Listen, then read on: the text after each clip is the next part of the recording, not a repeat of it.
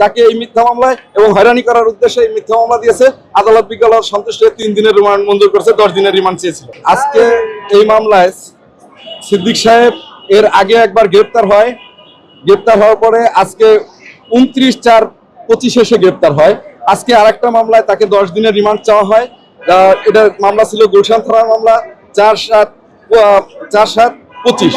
এই মামলায় তিনি হলো এজাহারভুক্ত 223 নম্বর আসামি। তার বিরুদ্ধে সুনির্দিষ্ট কোনো এলিগেশন নাই, তিনি কখনো কোনো আমলিগের কোনো পদ পজিশনে হোল্ড করে নাই। আমরা বিজ্ঞ আদালতে শুনানি করেছি এবং বলেছি যে সে শুধু আমলিগের মনোনয়ন কিনছে। একটা দলকে একজন মানুষ ভালোবাসতে পারে, ভালোবাসা মানে অপরাধ না। এখানে রাজনৈতিক ভাবে তাকে এই মামলায় আসানো হয়েছে। একটা ব্যক্তি দুই জায়গায়, এই দুইটা মামলায় সে দুই জায়গায় থাকতে পারে না। এটা আদালতকে আমরা বলা হয়েছে, আদালত সন্তুষ্ট 3 দিনের রিমান্ড মঞ্জুর করেছে। জায়গায় হলো এই